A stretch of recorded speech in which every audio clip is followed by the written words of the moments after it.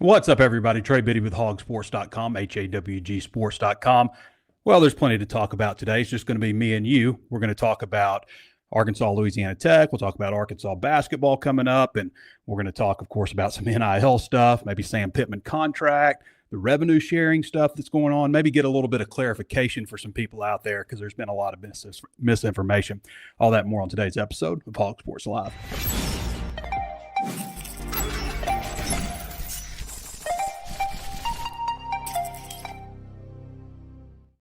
Real quick, Arkansas basketball facing Little Rock tonight, or excuse me, not tonight, Friday night at 8 o'clock in Bud Walton Arena. And next up after that, they've got a Monday game against Maryland Eastern Shore, and then it's on to Kansas City, Missouri in the T-Mobile Center to face Illinois at 3 o'clock on Thanksgiving Day.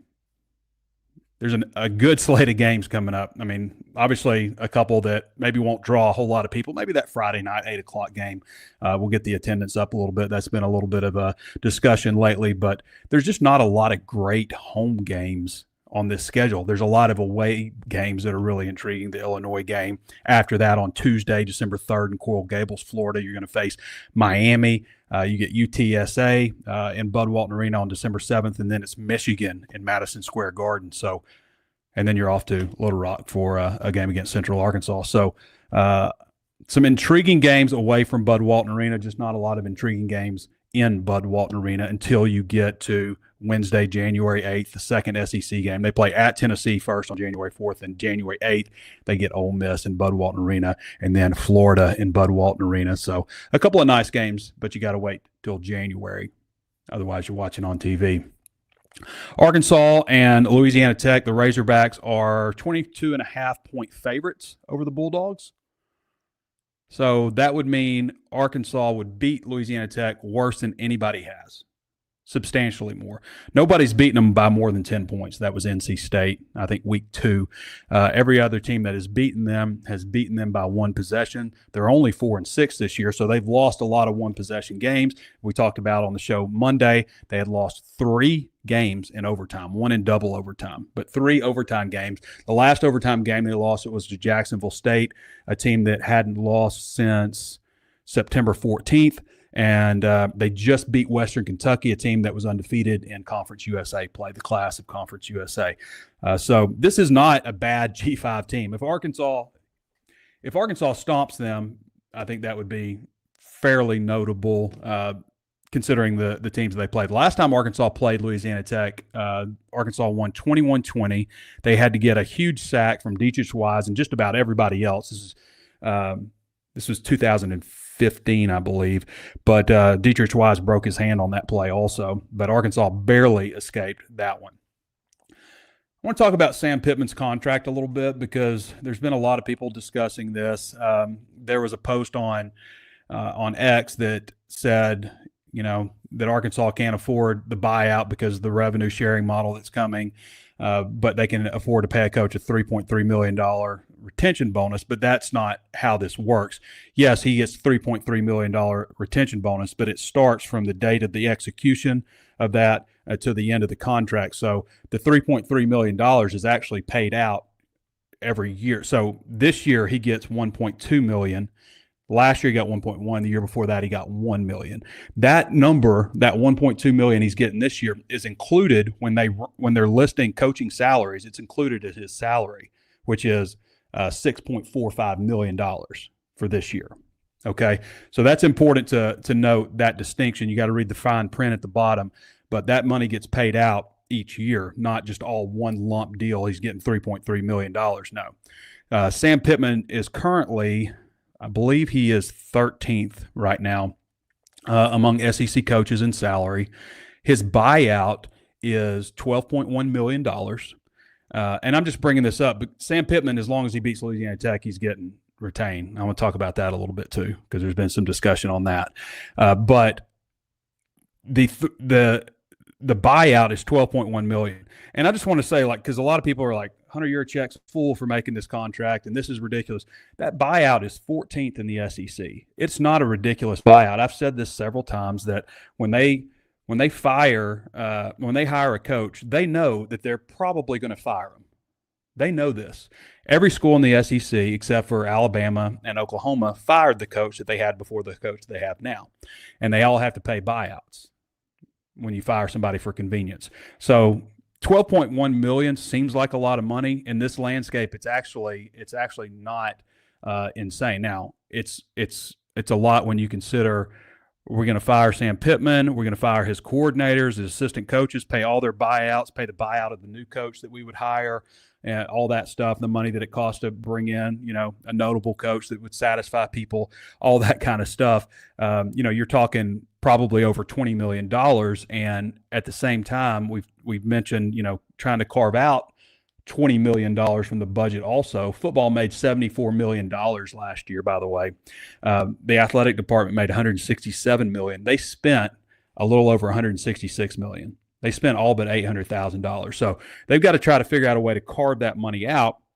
And I think that that's probably one of the reasons that Sam Pittman is being retained right now. That's part of it. That's why you're seeing throughout the SEC, all these coaches are being retained right now because they're looking at their finances and saying, well, we got to get $20 million to pay players. Can this help Arkansas? Will this help Arkansas football? One of the arguments I've seen is Arkansas is not the only team that's going to have $20 million. All the others are. So what's the big deal? I kind of think, and math's not my strongest suit, it's probably why I'm in this business. But if Arkansas has, say, for football, they have $5 million. I think they have a little bit more than that, but let's just say they have $5 million round number. And Ole Miss has $10 million. Okay, so Arkansas is at 50%. They have half what Ole Miss has in football. If you throw on an extra, say Arkansas gets,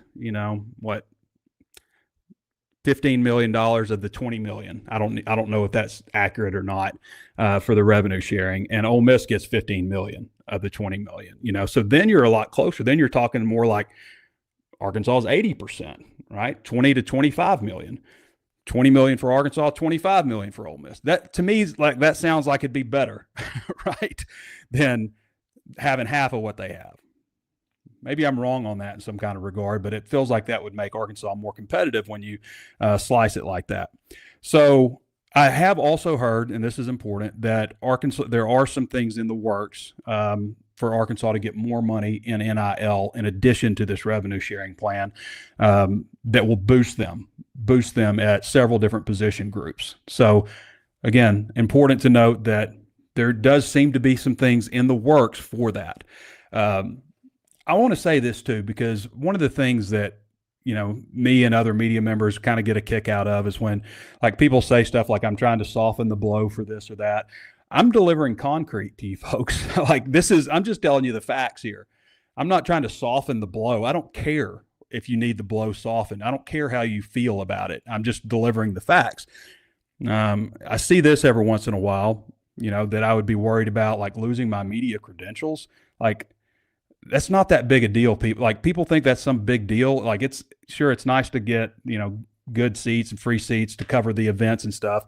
But like for me, like if I had any kind of bias, what do you think my bias would be? Like, so I own HawgSports, right? We get ad revenue, members who subscribe to the site. That's where we generate revenue. Do you think I'm selling more subscriptions by holding on to 6-6 mediocrity and just keeping the status quo? Do you think that's something like if I had a bias, which I don't, my bias is trying to do things with integrity, trying to put out correct information that people can trust, that people rely on. That's what I prefer. Okay. Having money is nice, sure. But it's like, if I wanted to make a bunch of money, I'd probably do something else. But so if I was going to have some kind of inherent bias, would it be holding on to 6-6 and just kind of covering the same thing and all the fans are disgruntled and saying I'm giving up on this and all this stuff? Would that be something I should be invested in? Or would it be better for me to cover a winner, a team that people are really excited about? Would it be better for me to cover a team that's starting over, new hope, new storylines, a bunch of new information? Which do you think would be a reason for me to have bias? And also, like, if you're at Arkansas athletic department, like, how do you think it would look like, well, we kicked Trey Biddy out. We took his credentials away. He was asking tough questions, and we didn't like that. How do you think that would look? How did it look when Steve Spurrier did that a while back, or Deion Sanders? You get raked over the coals. The number one rule in media relations is it's better to have someone else talk good about you than for you to talk good about yourself. Okay? I've got to imagine the number two rule is probably keep your friends close, keep your enemies closer. That's what I would think. So, I mean, like, what would it look like? They're going to, like, we're going to take Bob Holt's media credentials. We didn't like his line of questioning. Come on now. Like, that's one of the more ridiculous things that fans come up with. So, Sam Pittman, 13th highest paid coach in the SEC at $6.45 million. That number will go up to $6.55 million next year. Not, as some people are saying on X, that it's going to go up to $9 million. So just to put this in perspective, this is from the Gainesville Sun. This is coaching salaries. Again, Sam Pittman at $6.45 million. He is 13th. The number one highest paid coach in the SEC is Kirby Smart at $13.3 million. Number 6 is Lane Kiffin at $9 million. So people are like, Sam Pittman doesn't deserve this and that. Like, I mean, if I'm playing devil's advocate, I'm like, you're kind of getting what you're paying for here. In a way, if you think about it like that. Mike Elko's at $7 million. Here's another interesting one. Okay, so if they fired Sam Pittman, it's going to cost them $12.1 million. That is, I had that wrong. That's actually 15th in the SEC. We don't know what Vanderbilt's is. So I got to assume that Clark Lee's is lower than that because they're a private institution. So Arkansas is 15th in buyout money. And everybody's raising hell about $12.1 million. That's ridiculous. What is Hunter Yurachek thinking? He should be fired for putting together that contract. Maybe he should. Maybe, Sam Pittman's not living up to your expectations. If they were to fire, let's look at somebody else who's kind of seats warming up. Brent Venables. If they were to fire Brent Venables, it would cost Oklahoma $44.4 million to fire him. Billy Napier at Florida. $26.7 million. Billy's only 11th. Only 11th on the list. Hugh Freeze, $20.3 million if they wanted to fire him. Pittman, $12.1 million. It sounds like big numbers, but in 2024, these aren't huge, outrageous numbers. Sam Pittman, $6.45 million isn't ridiculous amount of money for an SEC head football coach. The average, the mean is $9 million. $9 million. You got to have a little perspective. I mean, I understand like people are pissed off and sometimes you say stuff you just like there's plenty of reasons to get upset with Arkansas football without coming up with wild stuff that's not true. Like there's plenty of true stuff out there to get upset about, okay? I think what the university feels like is they made $74 million on football last year. They got to find a way to carve out to where it makes sense. And I think it's $72 million. I think it's 74% of the revenue that they brought in. I think that's right. They've got to figure out a way to carve out, $20 million out of the budget. Again, a budget that they spent all but $800,000. Football also costs a lot to run. It's the most expensive sport to run. It brings in the most revenue, yada, yada. So that's kind of what I think. And not just Arkansas, but Florida, Oklahoma, Auburn, probably all, coaches that might in other years have been fired. I think that there's probably a pretty good chance that Sam Pittman would have been fired if we were in 2019 right now. But we're not. We're in 2024. There's a lot of unknowns coming up with this deal. And I think the university probably feels, I don't know this 100%, but I'm just thinking like putting on my AD hat, I just think that they're looking at it and saying, so do we fire everybody and start over? And, obviously you're going to struggle next year because not only you're going to, have the recruiting class, but you're also going to struggle in the transfer portal. You're going to lose a bunch of players. You're not going to have time to bring those players in from the transfer portal that you otherwise would. So you're definitely going to struggle year one, so do we do that? Do we have a crappy year in 1 year guaranteed? Or do we sit tight with the coaching staff? We invest that money in NIL, which, again, I'm hearing that there is some stuff in the works to bring in a lot more NIL money to make them competitive along with the revenue sharing. And do we try to make a big push and see what we can do That's what I think that is in their head right now. I want to see them win. Sure, I like covering a winning team. And if it doesn't work, then I want to see them start over. Like I get it. I'm just like you in that regard. But I think that's what they're thinking right now. That's my opinion. So just wanted to set the record straight on a few things because I do see a lot of misinformation out there. People, kind of coming after me because they don't like what I've reported. I'm just reporting what is true, what is out there. Arkansas and Louisiana Tech. Arkansas is 4-0. They've only played 4 times, and one of them was 1901. 1996 game was the worst that Arkansas beat them. They beat them 38-21 in 1996. The following year, 1997, I remember this game because I remember one of the quotes from, I think maybe one of their offensive linemen where they were like, the better team didn't win today. And maybe Arkansas got outplayed that day, but it was a 17-13 Arkansas win in Little Rock. I remember that game. I believe I was at that game. I'm sure I was. I would have been a student. So back then we always went to the Little Rock games. Go to Little Rock game, go to disco. You know how it was. Those of you who are in your 40s, you go to a Little Rock game and then you go to disco. That's how it was. Maybe stop over at Chow Bachi. And so 2016, I mentioned Arkansas won 21-20. 21-20. Louisiana Tech's got a defense. They're averaging allowed 21.1 points per game, which is 35 in FBS. Scoring or total defense, so yardage is only 302.3 yards per game. That's 12th nationally. Strong against the run, 115 yards. Strong against the pass, 187 yards. Pass efficiency defense is solid, 119. I mean, they're in the upper half at least in every single category. Takeaways isn't substantial, but they still have 13, which ranks 68th. Sacks, 1.8, 78. So that's notable, too, because we talked about that with Arkansas's offensive line. They struggle when teams are really good at getting to the quarterback, and, they're a little bit subpar in that area. So that's definitely notable.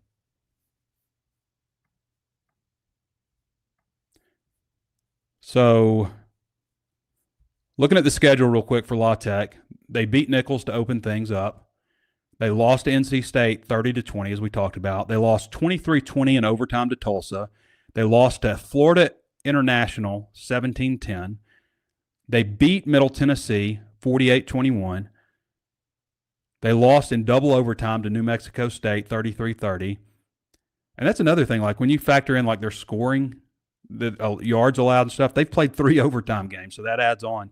14-10 win over UTEP, 9-3 loss to Sam Houston, a 44-37 overtime loss to Jacksonville State, and a 12-7 win over a really good Western Kentucky team for the G5 level. So I can spew out all these scores, results, why Arkansas does this, how they compete against this. Sam Pittman is right in the fact that Arkansas has to worry about themselves and play themselves. I felt like against UAB, they were just rolling the ball out. They just had to roll the ball out and walk away with a win, and that was it. Somebody else would make a play because they didn't have to. I didn't see the hustle out there like I should have early on in the game, and Arkansas fell behind. What was it, like 17-7 or something at one point, 20-20 at halftime? I know a lot of people were like, I couldn't watch anymore. I was just bored. I hated the way the game was going. I left. A lot of people told me that. So to me, like, this is a 3:00 game. It'll be dark by the time the game's over. It could be a really fun environment.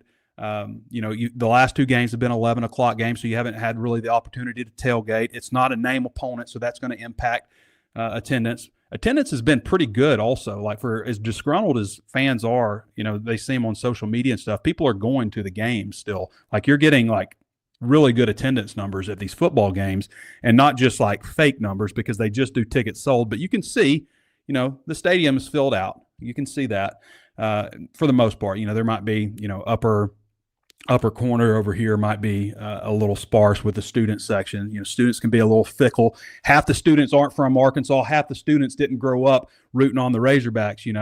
It's a little bit different landscape now, especially since they started the split, or not the split, the in-state tuition for bordering states.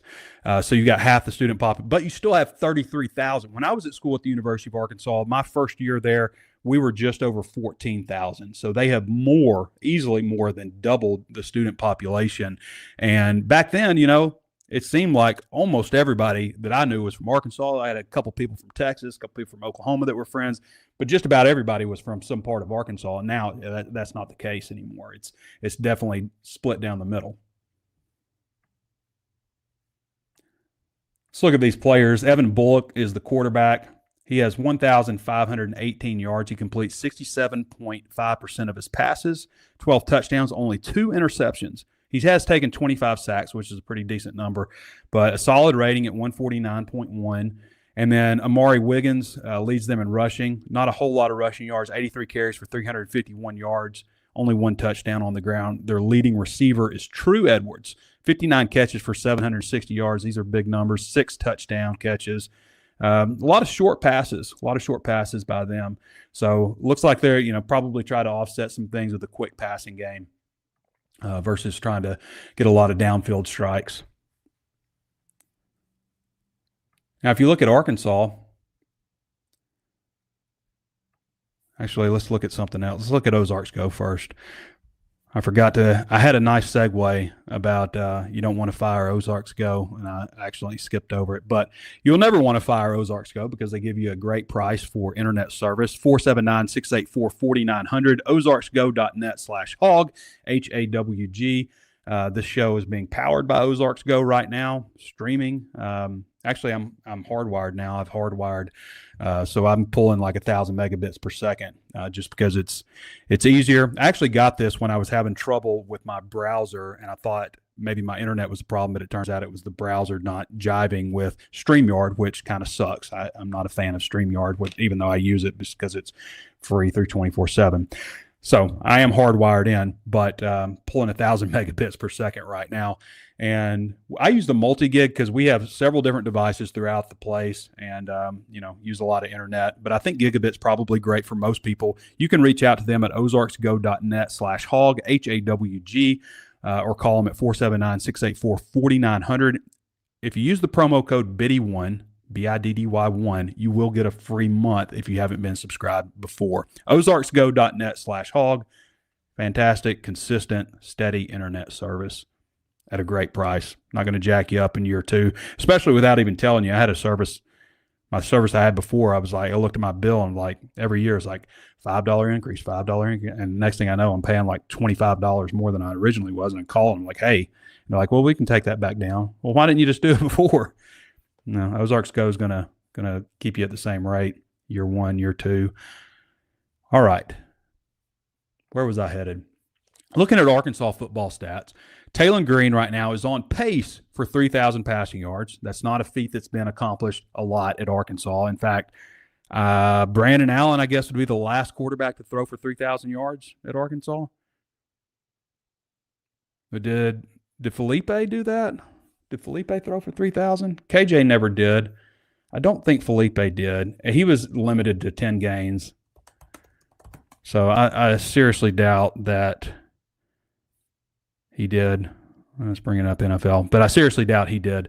KJ never passed for 3,000 yards in a season. So Taylon is on pace. It's like 3,071 yards. So it's pretty tight. He has missed some time, obviously, that has impacted that. Jaquindon Jackson could rush for 1,000 yards this season. He's got 3 games left to do it. He's got 648 yards. So, needs a little bit over 100 yards a game. These next 3 games, as long as Arkansas wins one of them and goes to a bowl game. By the way, I should mention this also. So Sam Pittman's $12.1 million buyout is based on 75% wins dating back retroactively to 2021. The contract was signed in 2022. It took effect in 2021 based on the number of wins he had then. So he is 25-23.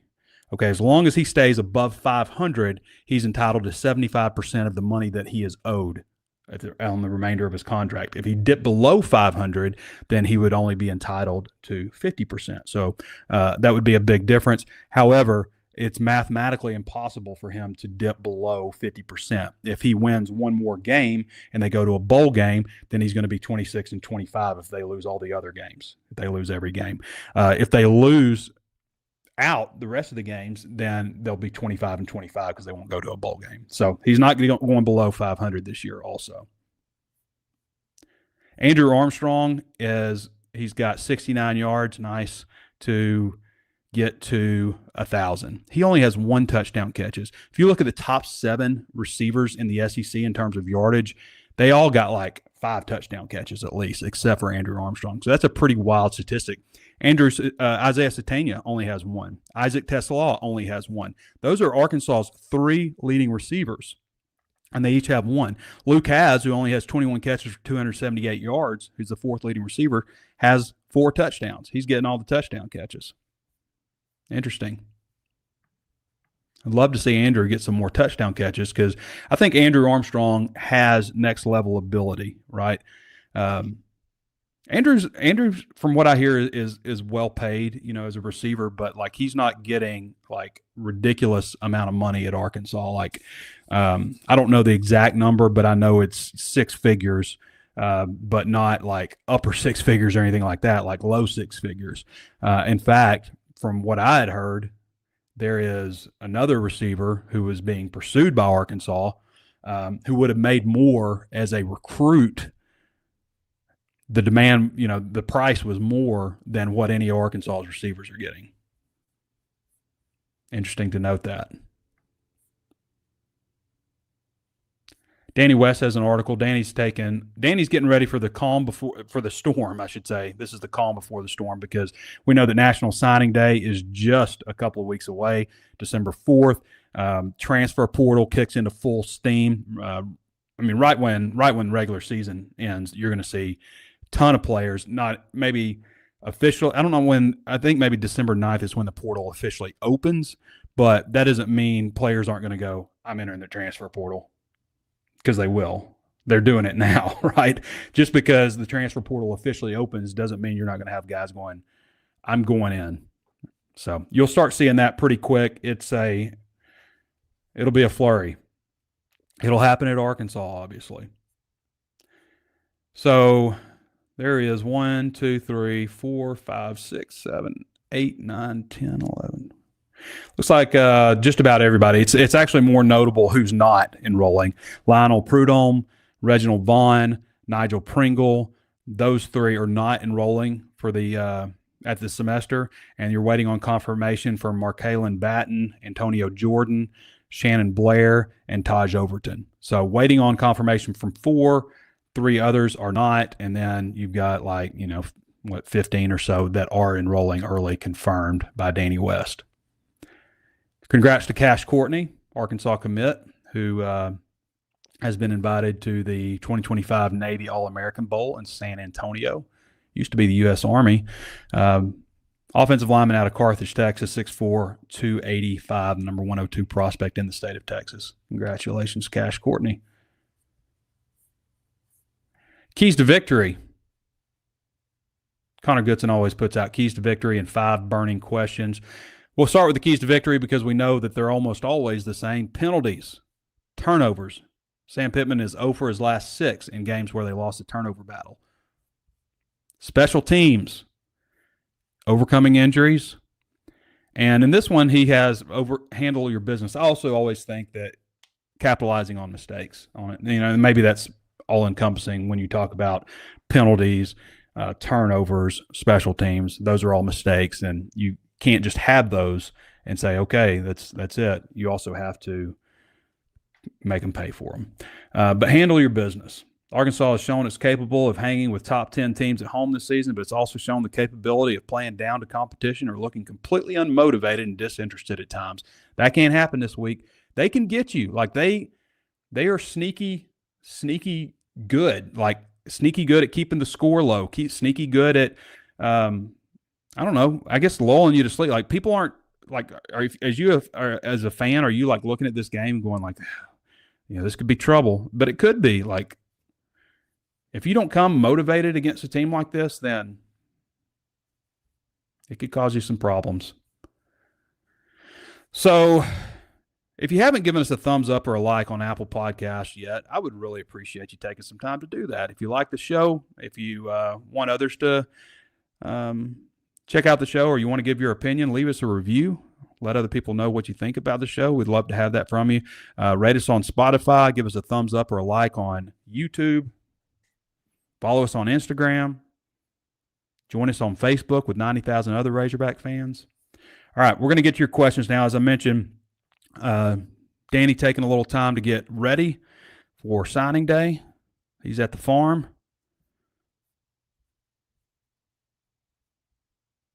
Angelo Dickhouse. Is that a real name?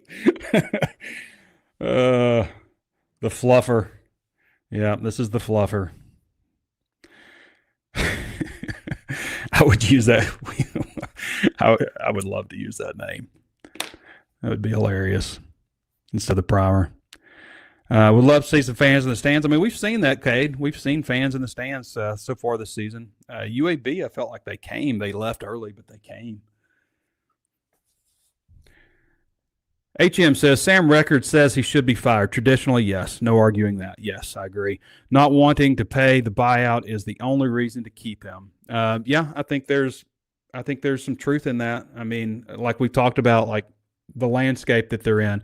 I think if we were in another year, again, like 2019 or something, if we were in that year, then this $12.1 million buy, like, I don't think, like, traditionally, like, they'd be looking at this saying, like, you know, we can't afford $12.1 million. I think they're just looking at the deal with revenue sharing coming up as part of it. Like, it'll come to a head. Like, and I feel like I said this last year, but I didn't know everything that was coming at the same time with the revenue sharing, that, like, you know, barely making a bowl game isn't going to cut it. I think I said that last year. Somebody pointed out, like, they showed me that I said that. I didn't see it, but I that sounds like something I might have said last year, considering they were 4-8, and I kind of thought Sam Pittman was going to get fired. I did, just based on what we've seen historically, because up until recently, it always happens a year before you think it's going to happen. Nobody went into 2019 and said, if Chad Morris doesn't win this year, he's out. But as it unfolded, it became obvious. When you're living in it, it's different. Nobody said in 2017, is it 2017? Yeah, 2017. Nobody thought going into that season, this is Brett Bielema's last year. Nobody thought that. You know, people were disgruntled in 2008, 2007 with Houston Nutt. That was kind of a different deal because there was a faction that was vehemently against him. Now, it is wild to think about. So Arkansas had a winning record in SEC play. I went through them the other day. Had a winning record in SEC play 7 out of 32 years. They've gone 5-3 or better. Houston Nutt had their best record ever in 2006. They went 7-1. The only game they lost was that last game of the year, and when they had the SEC wrapped up against LSU. So they went 7-1. Then the next year, they won 8 games in the regular season and went 4-4 in SEC, and was run out of town over it.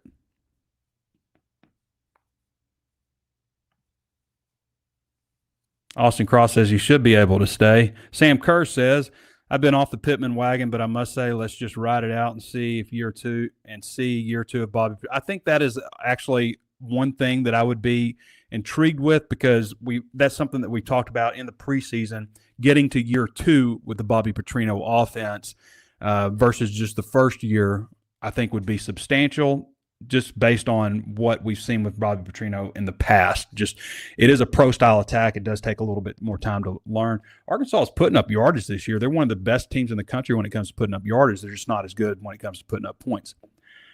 With that said, says Sam Kerr, hopefully retaining both Green and Singleton this offseason. I would like to see the quarterback competition opened up.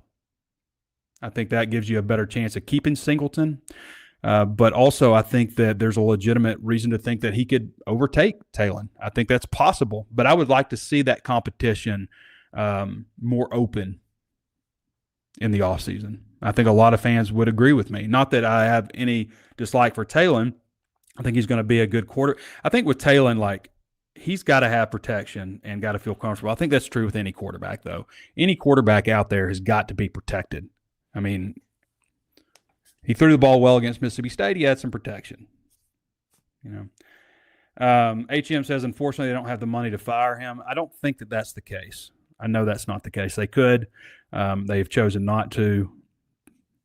And like people look at it too and say, so they've set this Louisiana Tech game. So beating a Louisiana Tech team is reason to keep him. That's pathetic. Yeah, in and of itself, that would be pathetic. But I also don't think that they, like a couple weeks ago, looked at it and said, well, if he beats Louisiana Tech, then we're going to keep him. I think they looked at it and said, at the beginning of the season, they set the bar. Okay, if we get to a bowl game, we show improvement over last year, reason to think that they could be encouraged for the future, then we'll say, 6-6. It would be the bare minimum. And again, like I've told you guys before, like that's not something that I'm like sitting here saying, this is what I think should happen. I'm just telling you what is happening.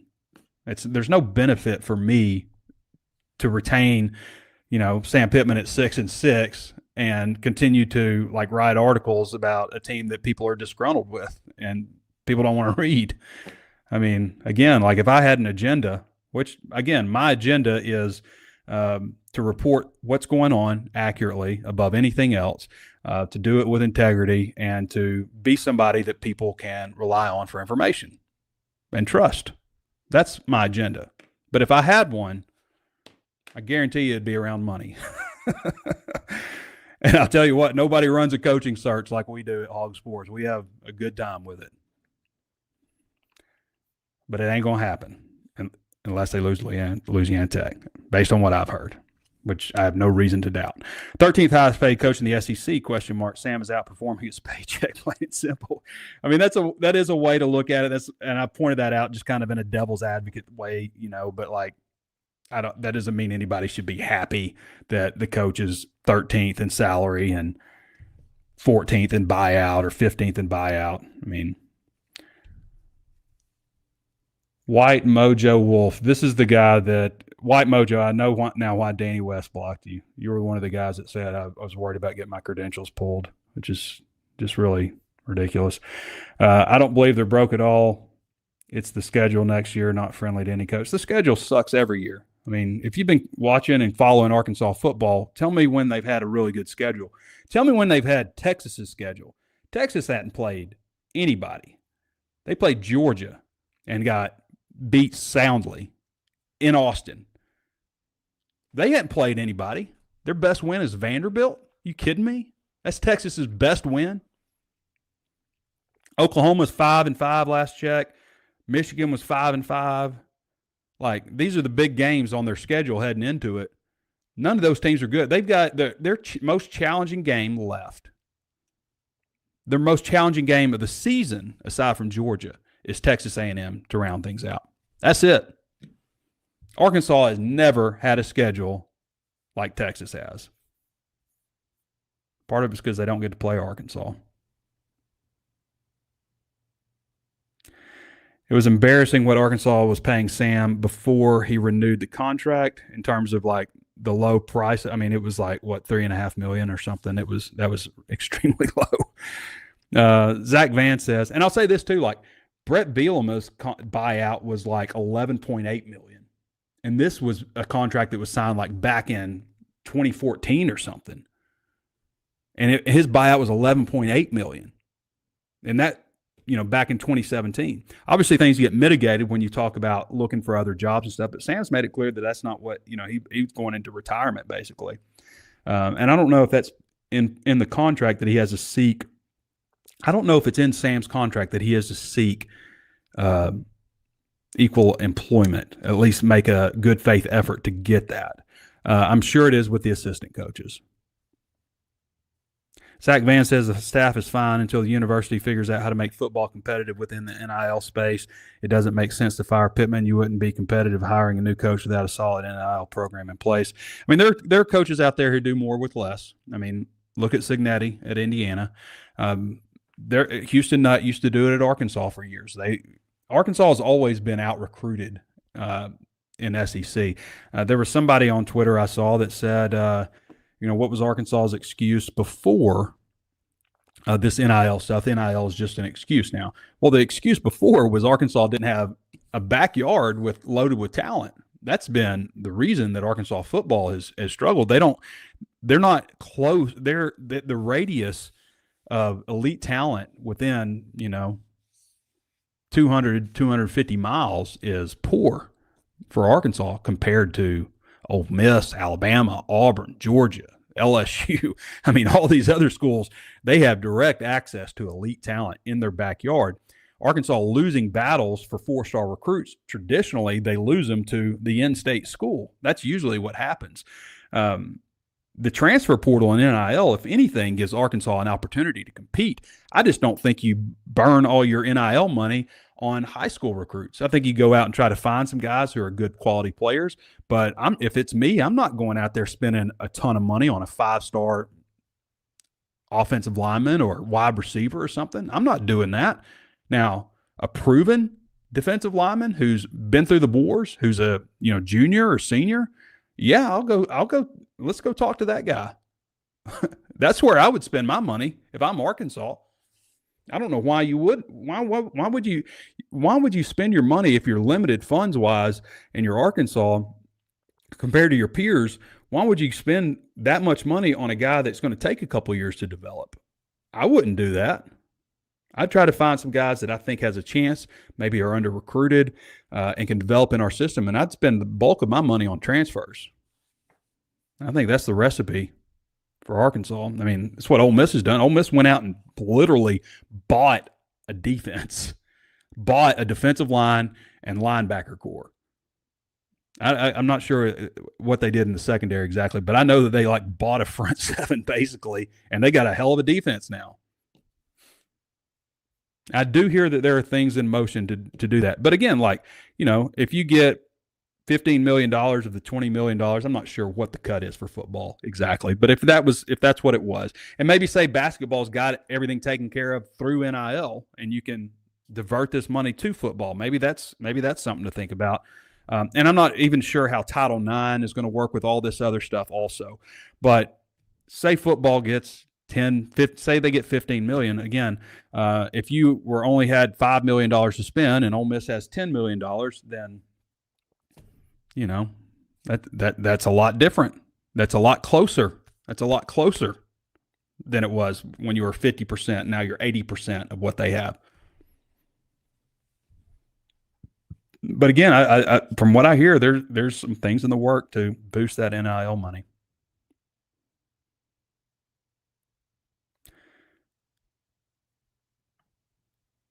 HM says he is not outperforming his paycheck. It just means we're getting what we paid for, and it isn't good enough to do better than what he's done. Or we go to 5 or I would hope nobody's good with 5 or 6 wins. I hope Arkansas is not good with it. I hope you're not good. I know I'm not good with it. I've made it clear that my stance, if you go back and look at Arkansas football the last 30-plus years since they've been in the SEC, they average about 6 wins a year. But that includes awful years, 2-win seasons, 3-win seasons, 4-win seasons. Those seasons should not be happening. The only time that you should ever have a 4 or 5-win season, to me, is the year that you have a coaching change. After that, it just shouldn't happen at Arkansas, in my opinion. I don't think it's too much to ask of this football program to go 4-4 in conference play, to go 500, to win half your games and lose half your games. Is that too much to ask? To go 500, not win a championship even, just go 500.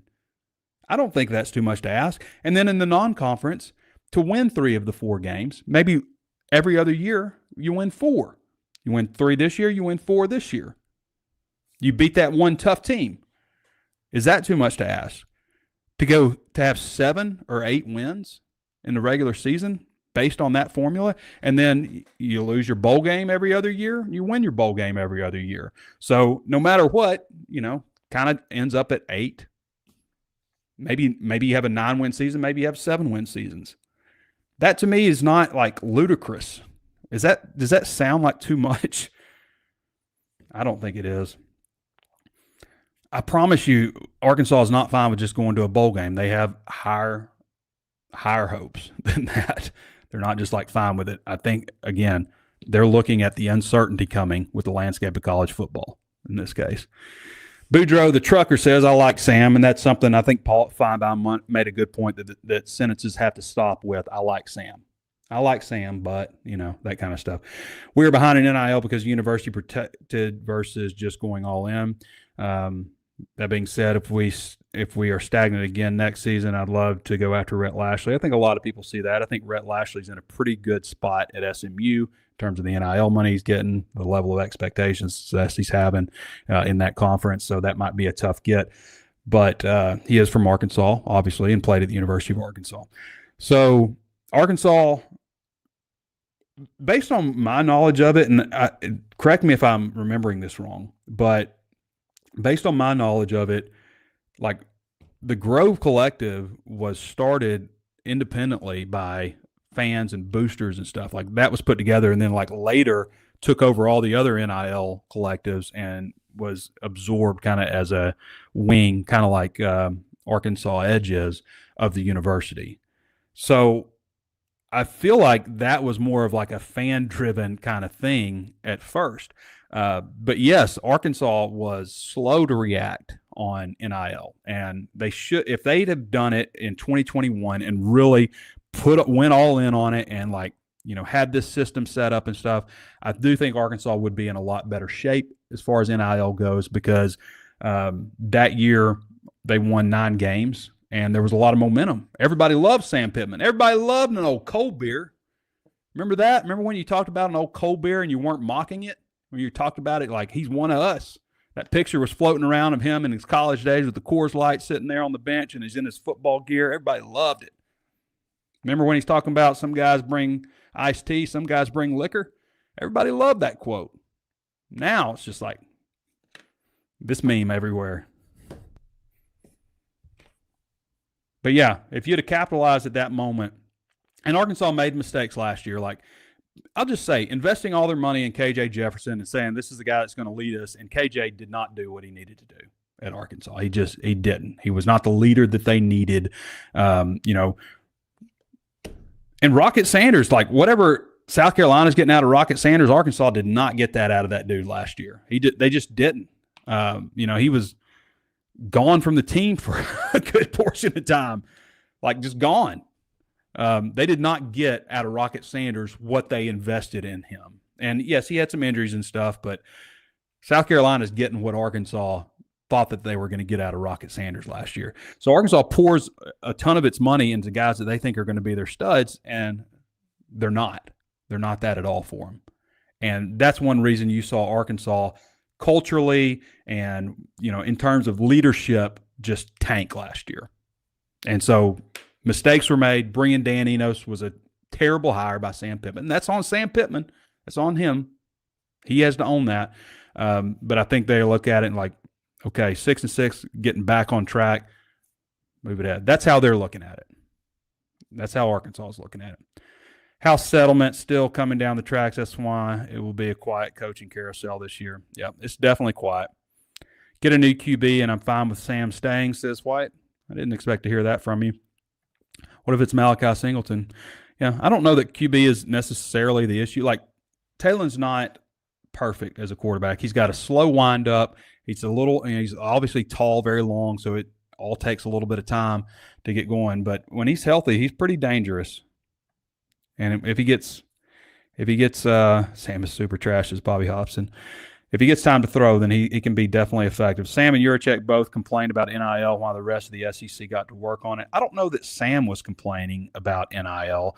I think there was concern, like, I remember him saying something about, they were thinking like Texas when they were spending $50,000 on every offensive lineman that comes there through that deal, they were just thinking like, how's anybody else going to compete with Texas getting players? And 50,000 is a drop in the bucket now. I mean, most starters I feel like are getting 100,000.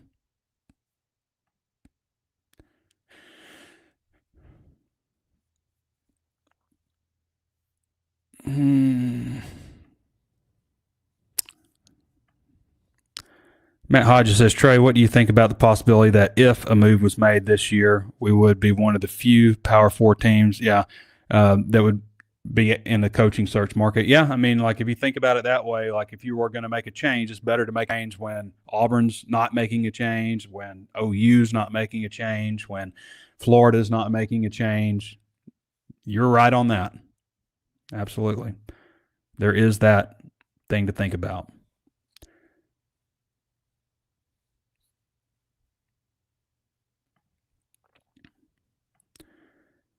Nick Kelso says, Trucker is right. Arkansas could have had Lane Kiffin if we were not afraid of the big buyout. Arkansas was complaining heavily about paying a small fortune to get rid of Chad Morris.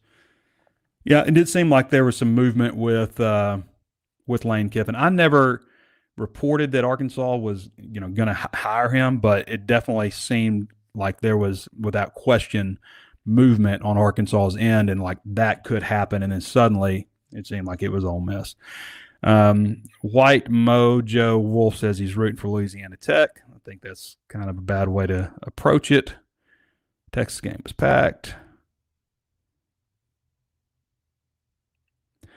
Sam's team's taking on his personality. There's no question that like there's been things with Pittman's teams that have been really disappointing. The effort that they played with against Liberty, they should never have started KJ Jefferson in that game, first of all. He was too beat up to be playing that game. They should have gone somewhere else with another quarterback, and that was a huge mistake. But like if you look back at games against G5 competition in Fayetteville, it's not pretty. I mean, the UAB game was not pretty. The FIU game, they put up, like Arkansas beat them 44-21, I think, but they put up a lot of yards against Arkansas, like had one of their best games in terms of yardage. The Kent State game was real. That Kent State game, they won one game, and Arkansas beat them 28-6. They get beat like 56-6 the week before against UCF. There's a long line of games against G5 opponents in Fayetteville where Arkansas has really underperformed.